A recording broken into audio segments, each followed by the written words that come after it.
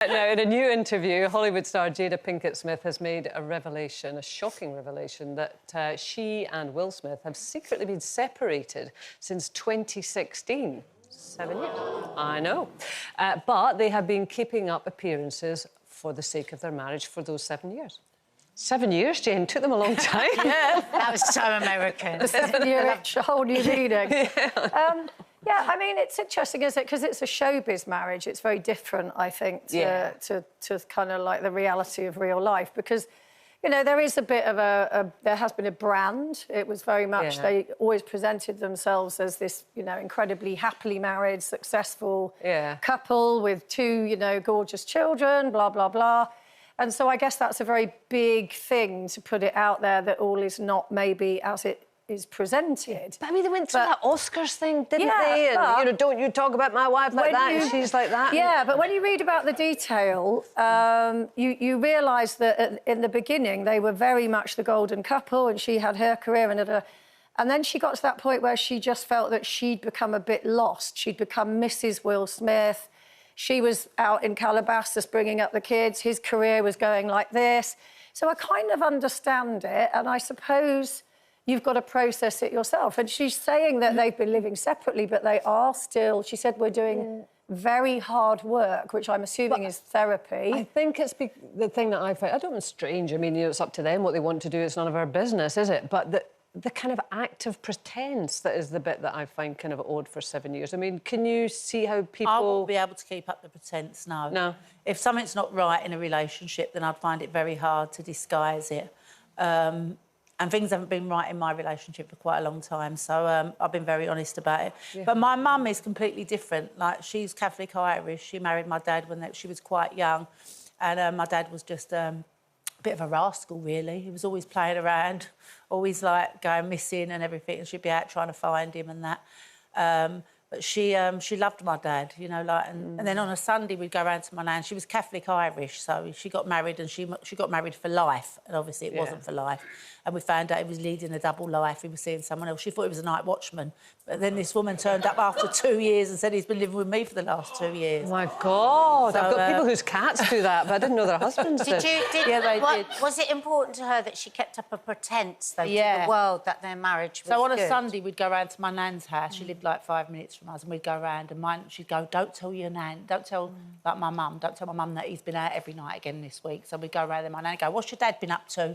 Has he been out every night? And we'd go, no, he was at home and that, you know, like, so she was... That must be quite to her, it was really important, because I think she felt like some of it was... She was to blame for the relationship not working, really, when she didn't do anything wrong, my mum, you know, she was amazing. It was different times, wasn't it? It was, I think back in those days, you felt sort of shame if you weren't, if your marriage... you know, and particularly the woman. You didn't want to be a single woman if you had kids. That was difficult, and so there's that keeping up pretenses. I remember years ago I was doing a topic about Jada and Will, and they had said that their marriage transcended ordinary marriage, and I remember sort of talking about that, and I think you can just so set yourself up for failure.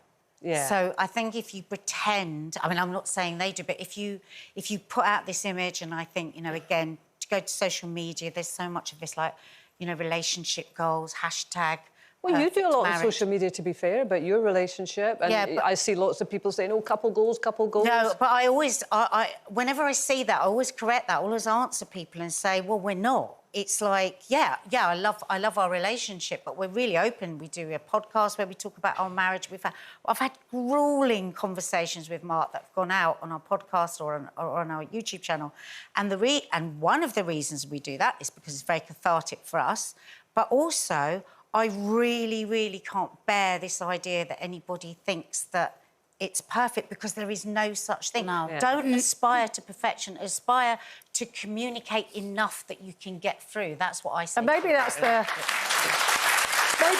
way forward, being kind of like openly honest as you go along, because then you look at Jada Pinkett and Will Smith, it's almost like there's been this pressure cooker building up behind the scenes. And if you look at the Beckhams documentary, which I really enjoyed, me too. There was a period of time when clearly their marriage was in crisis, but they didn't say that it was. They worked it out between them. And then you look at them now and you see that they've come out of the other side and they're very strong. The other thing is, what do you do in public, though? I mean, just if you've had a real row before you go out, or you have a row when you go out, do you sit there like that and sort of smile, you know, if you're with friends or whatever, or do you just let it rip? What I love is being in a restaurant next to a couple that are having an argument. You just end up not having your own conversation. You're just like that going. You should go out when me and Mark... I'll let you know next time me and Mark... Because something happens. Because Mark doesn't drink, and then I sometimes accidentally have 2 quick cocktails before we've gone to the... And one particular night, we were in that really nice Heston Blumenthal... Yeah, dinner. Yeah, we were That's in a like terrible... a science lesson, isn't it? Yeah, but we were on a terrible table where we were right by the loo or the kitchen door or something. So the door was flapping like this, but I was looking at Mark, so I was looking at the wall, but he was looking out at everybody. And so I was drunk, a bit drunk. I was menopausal without any medication, and I was just mad.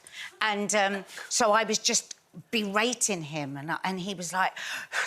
I mean, when we say berating him, how bad did it get? People can see you, people are listening, nobody's listening and nobody's interested, and just because you don't want me to say this, and why is it that it's never the right time to say anything to you? And he's like, no, it's not the right time. Because honestly, if you say to him Heston Blumenthal, he will start shaking at the memory I can confidently predict in that restaurant, because it's where people go for, like, big anniversaries, and it's very sort of like formal. They would all have been listening. Oh God, they would.